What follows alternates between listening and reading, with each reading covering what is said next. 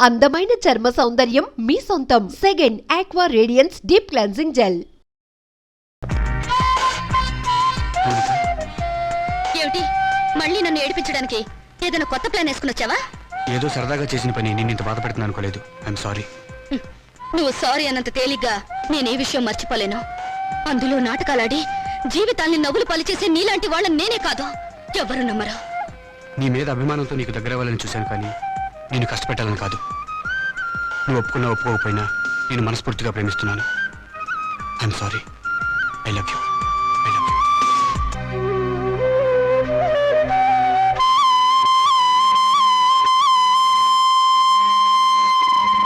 మా నాన్నగారు మన ఫస్ట్ నైట్ ని అమెరికాలో ఏర్పాటు చేద్దాం అనుకున్నారు. అమెరికా అయినా అనకాపల్లైనా సీనిదే కదా. సీన్ అంటే నేను చెప్తాను కదా.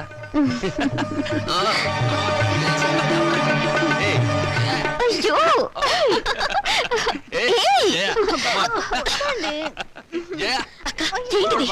నా ఉసురు తగిలి మంచం విరిగిపోతుందిలే. నాకు చేయకుండా వాడికి చేస్తారా పెళ్లి? ఒళ్ళు మండిపోతుంది. ఏమండి, ఆ అమెరికా అయినా బోలు డబ్బిస్తా అన్నాడు కదా, ఇచ్చాడా? 3 రూపాయల వడ్డీకి వాళ్ళ దగ్గర ఉంచమన్నాను.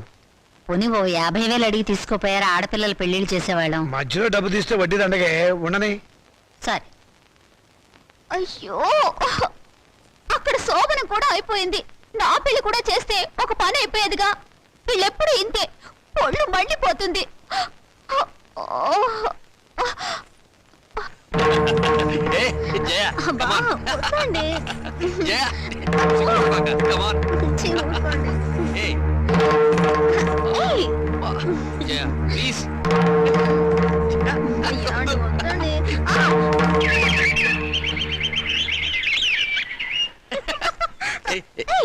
వదిన, రాత్రి గదిలో తేలు కుట్టిందా? కెవ్వు నరిచావు.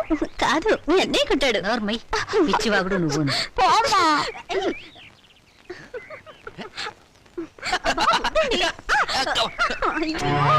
అమ్మా, ఎదిగిన ఆడపిల్లలు ఇంట్లో ఉన్నారు. నీ కొడుకు నీ కోడల్ని కాస్త మనుషుల్లాగా ప్రవర్తించమని చెప్పు. నువ్వు మాత్రం ఏమిటే ఇప్పుడు పోవడం, పొదుపోయాక రావడం, ఇది సంసారం చేసే గొప్పేనా? రాత్రి పడగది నుంచి వచ్చిన శబ్దాలు విని నాకు అదే అనుమానం వచ్చిందమ్మా. మొద్దు, విన్నావా దాని మాటలు? ఊరికే కనిపారేయటం కాదు, ఆడపిల్లల్ని ఎలా పెంచాలో కూడా తెలియాలి. ఇప్పుడు ఏమందండి అది? చిన్నమ్మాయి, నీతో చెప్పడం కంటే ఆ చెడుతో మొత్తుకోవడం బెటర్. అబ్బా, నాన్నకి ఆవేశం నా పెళ్లి విషయంలో ఉండుంటే ఎప్పుడో నా పెళ్ళైపోయేది. నా కర్మ. గట్టిగా కొట్టుకోవే, పేలన్నా చేస్తాయి. చాలమ్మా నువ్వు. దేవుడా, నా బిడ్డను కాపాడు దేవుడా. అయ్యో, నా బిడ్డగా తెల. అయ్యో దేవుడా, మాకు దిక్కెవరు? నేను డాక్టర్ని కాదమ్మా, మీరు లేవండి. నేను చెప్పింది వినండి, మీరు లేవండి.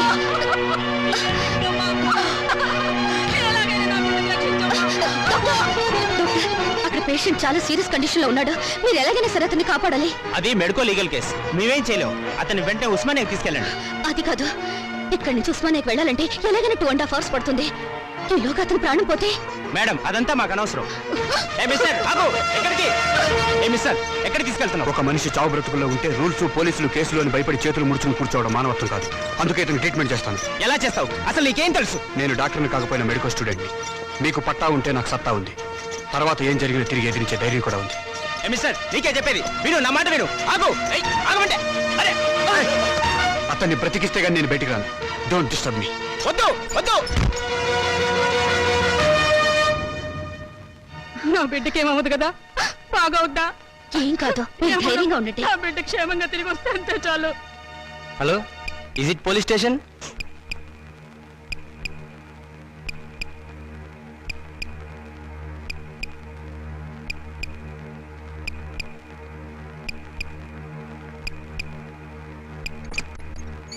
Operation success. పేషెంట్ 2-3 గంటలు అబ్జర్వేషన్ లో ఉంచాలి. అప్పుడు కానీ పూర్తి పరిస్థితి తెలీదు. ముందు నీ పరిస్థితి ఆలోచించు. చదువు పూర్తి కాకుండా, డాక్టర్ పట్టా పుచ్చుకోకుండా ఒక పేషెంట్ ట్రీట్మెంట్ చేయడం చట్టరీత్యా నేరం, తెలుసా? తెలుసు. మొదట ధర్మం, తర్వాత చట్టం. సమయానికి సరైన ట్రీట్మెంట్ ఇవ్వకపోతే అతని ప్రాణాలు ఎవరు కాపాడతారు? నాకు ఒక 2 గంటల అవకాశం ఉంది. నేను అతని దగ్గర ఉండాలి. ఏంట్రా చేసిన చాలక పెద్ద ఉపన్యాసాలు ఇస్తున్నావు? వీడి ముందు వేరెక్కించండి. ఇన్స్పెక్టర్, మౌనిక, మౌనిక, జాగ్రత్త.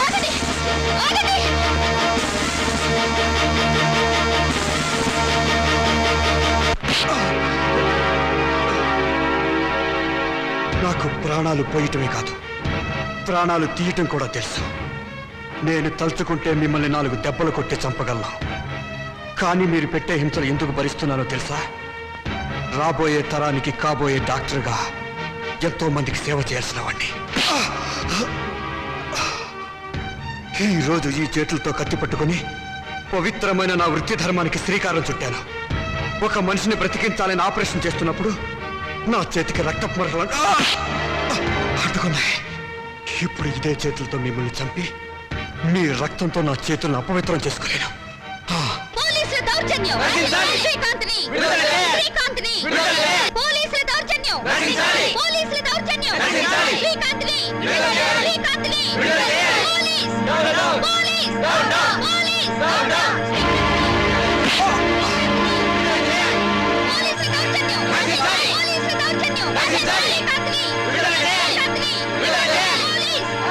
పోలీస్ పోలీస్ పోలీస్ ఏం పోలీస్ స్టేషన్ మీదకే దౌర్జన్యానికి వచ్చారా? మర్యాదగా వెళ్ళిపోండి, లేకపోతే వాడికి పట్టిన గతే మీకు పడుతుంది. మాకు పట్టే గతి కాదు.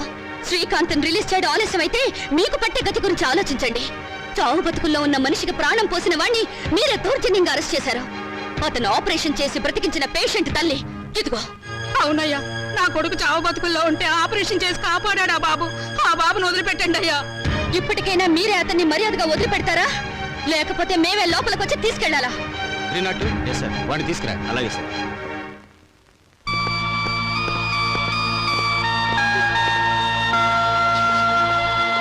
మీరు అక్కడే ఆగండి.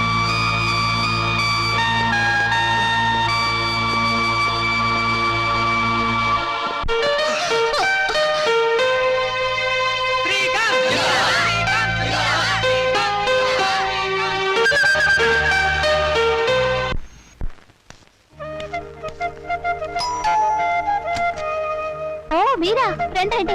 నాన్నగారి కాలు నొప్పి తగ్గిందండి? నాకు పెళ్ళైతేనే గాని వాళ్ళకున్న నొప్పులన్నీ పో. అన్నట్లు మొన్న విభూతి ఇచ్చాను, వాడుతున్నారా? ఓ వాడుతున్నాను. అవును, నాకు పెళ్ళవుతుందంటారా? అందుకే త్వరగా పెళ్లి అయ్యే ఇంకొక మార్గం కనిపెట్టాను. ఏమిటది? ఆ, ఇది రుక్మిణి కళ్యాణం అనే ఒక గ్రంథం. దీన్ని ప్రతిరోజు చదివితే తప్పకుండా పెళ్లి అవుతుందట. నిజంగానా? నిజమేనండి, అందుకే మీకోసమే తీసుకొచ్చాను. Thank you. నాకు పని ఉందండి, వస్తాను.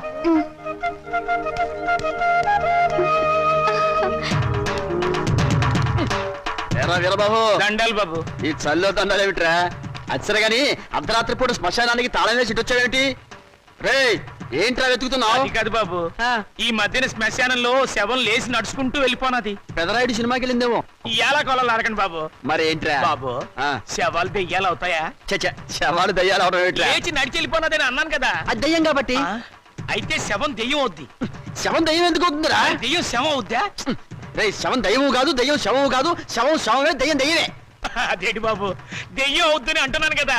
దయ్యం కాదురా, మరి దయ్యం. ఆ, బాబాయ్ దెయ్యం అవుద్దని చెప్తున్నాను కదండి. అరే నీ బొందనికి అర్థం కాదేంటి? ఏంటది? దయ్యం కాదు, ఆ. దయ్యం. బాబు దెయ్యం అవుద్దని నానే చెప్పినాను కదండి. అరే నువ్వు కడుపుకు అన్నం తింటున్నావా, గడ్డి తింటున్నావా? దయ్యం కాదురా, మరి దయ్యం. బాబు ఏంటండి ఇలా తింటున్నారు నన్ను? దెయ్యం అవుద్దని చెప్పారు కదండి. ఒరేయ్, నువ్వు పిచ్చి పిచ్చి వేషాలు వేసావంటే మొహం పగిలిపోతుంది. ఆ. చెబితే అర్థం కాదేంటి నీకు? ఏంటది? దయ్యం కాదు, మరి దయ్యం. బాబు రే పిచ్చోడా, లేకపోతే ఆఫీస్ లో నా మీదకి వచ్చి జోకులు, వీడేంటో వీళ్ళు ఎవలేంటో. అరే ఏంటిది? మమ్మల్ని ఆశీర్వదించండి నాన్నగారు. ఈ అమ్మాయి ఎవర్రా? ఈ అమ్మాయిని నేను ప్రేమించాను. మీరు పర్మిషన్ ఇస్తేనే పెళ్లి చేసుకుంటారు. ప్రేమించడానికి నీకు ఎవరిచ్చారా పర్మిషన్? క్షమించండి నాన్నగారు. ఇలా అడిగి నా సానుభూతి పొందాలనా? అడ్రస్ లేని వాళ్ళు చేస్తుంటే నీకు కూడా అడ్రస్ లేకుండా పోతుందిరా. లేదు నాన్నగారు, మీకు చెడ్డ పేరు తీసుకొస్తే నన్ను చంపేయండి. ఈ అమ్మాయి ఎవరనుకుంటారు? చలపతిరావు గారు అమ్మాయి. చలపతిరావు గారంటే? అరే చలపతిరావు గారు తెలియపోవడం ఏంటన్నా, పెద్ద ఇండస్ట్రియలిస్టు. హైదరాబాద్ లో వీళ్ళ నాన్నగారికి మహేశ్వరి పరమేశ్వరి థియేటర్లు ఉన్నాయి. జూబ్లీ హిల్స్ లో 12 ఎకరాల నిమ్మ తోట ఉంది. వద్దు వద్దు, ఇక ఆపేయ్. ఏమేవ్ అబ్బాయి లోపల తీసుకెళ్లి కాఫీ ఏర్పాట్లు చూడు. ఏం లేదమ్మా, నేను గట్టిగా అరిస్తే వీడు స్ట్రాంగ్ గా నిలబడతాడో లేదో చూద్దామని చిన్న డ్రామా ఆడానంతే. నువ్వు లోపలికి వెళ్ళమ్మా. ఏమండి, కాఫీ పడి నిన్నే అయిపోయిందన్నానుగా. ఆ మాట ఇంత పబ్లికే చెప్పాలా? ఇప్పుడు మర్యాద ఎందుకున్నా? సుధా వాళ్ళ నాన్నగారు మనందరినీ ఈ రోజు భోజనం రమ్మని పిలిచారు. మరి చెప్పారా? ఏమేవ్ తొందరపడి వంట మొదలెట్టావా? ఆపేయ్, సాయంకాలం తినొచ్చు. ఉంటా, చొక్కా వేసుకొస్తాను. Very good, very good. చూడండి రామచంద్రయ్య గారు, మా అమ్మాయిని మీ అబ్బాయికి ఇచ్చి చేయడంలో ఏం అభ్యంతరం లేదు. కానీ ఏమిటి మీ సందేహం చెప్పండి. మీ రెండో అమ్మాయిని మా ఏకైక కుమారుడికి ఇచ్చి చెయ్యాలి. అంతకంటే మహద్భాగ్యమా? తప్పకుండా చేద్దామండి. అయితే ఒక విషయం, మా వాడికి కొంచెం పిచ్చి ఉంది. ప్రస్తుతం వాడు పిచ్చాసుపత్రిలో ఉన్నాడు. అయినా సరే మీరు ఈ పెళ్లికి ఒప్పుకుంటేనే మా అమ్మాయి మీ ఇంటికి వాళ్ళు అవుతుంది. దాందే ఉందండి, గొప్ప గొప్ప మేధావులందరూ అలాగే ఉంటారు. అంతెందుకు పాత అర్థాంగ సినిమాలో అక్కినే నాయకులకు పిచ్చుంటే సావిత్రి మార్చుకోవాలా? అంతెందుకు ఈ మధ్య వచ్చిన ఆపద్బాంధవుడు చిత్రంలో ఆ హీరోయిన్ అదే మీనాక్షి శేషాద్రిని ఆ హీరో ఎవర్రా? చిరంజీవి గారు అచ్చో నాలాగే ఉంటారు. అచ్చు మావాడిలాగానే ఉంటాడు, మార్చుకోవాలా? అలాగే ఇది నాన్న అవి సినిమాలు, జీవితం కాదు. జీవితాలు చూస్తే సినిమాలు తయారు చేస్తారు. నువ్వు నోరు మూసుకో. నోరు మూసుకునే ఇన్నాళ్ళు బ్రతికాను. మౌనిక, చూడండి సార్, మాకు తండ్రి లేడు, ఆయన దేశాల మీద పోయాడు.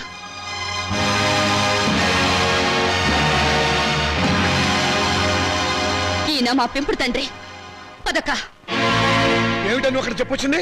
నేను దేశాల మీద పోయానా? ఇంకా నయం, బ్రతికే ఉన్నామని చెప్పినందుకు సంతోషించు. మౌనిక, ఆగండి.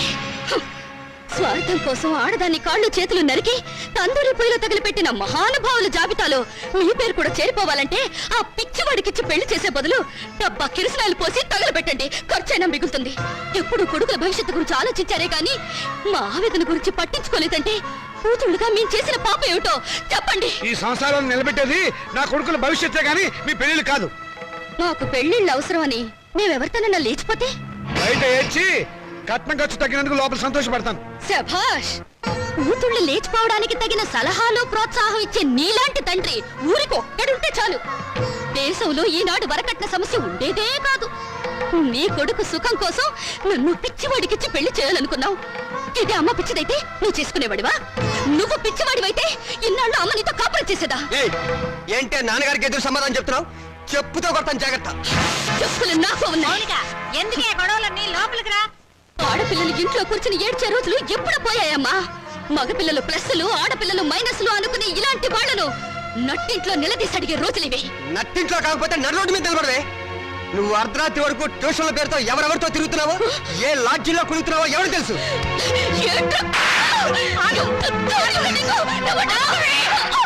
సంగతి అంతా నాకు తెలిసే. నువ్వు నోర్మేరా. నేను అన్న దాంట్లో తప్పే ఉందమ్మా. దీని చెడుతురులకు రేపు కడిపైతే తలదించుకోవాల్సింది మేము. విన్నావమ్మా? వీడు నేను చెడిపోయానంటున్నాడు. ఆడపిల్ల తన దాపరికాలు తల్లి దగ్గర దాచదు కదమ్మా.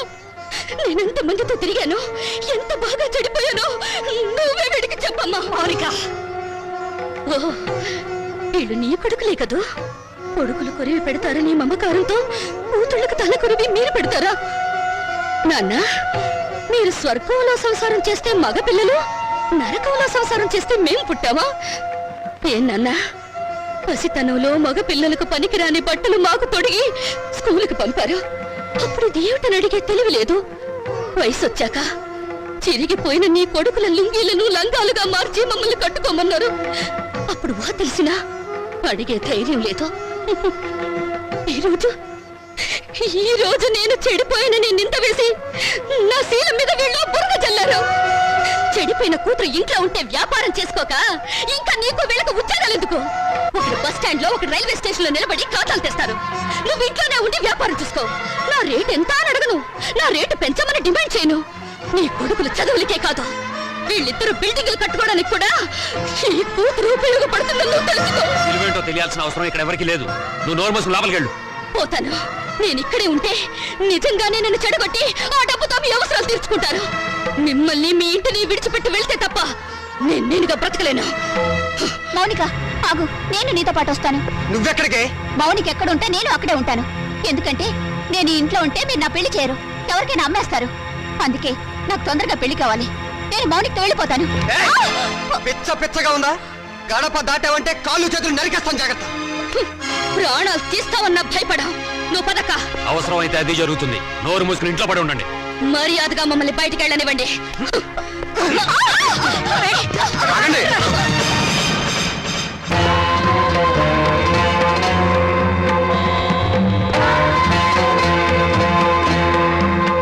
నువ్వా? ఎక్కడికి ఎందుకు వచ్చావు?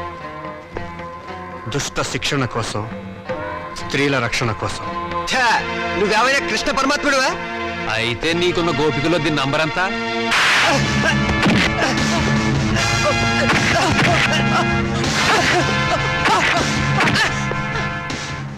లెక్క పెట్టి నెంబర్ ఎంతో మీరే తెలుసుకోండి. రామోనిక, మౌనిక, ఆగు.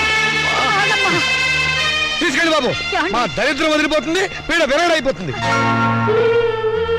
కానీ ఒక్క విషయం గుర్తుంచుకోండి, బిడ్డలని మమకారం మా మీద మీకు లేకపోయినా తల్లిదండ్రులనే గౌరవం బాధ్యత మాకున్నాయి. ఎప్పటికైనా మిమ్మల్ని ఆదరించడానికి మీరు కాదన్న ఈ కూతురు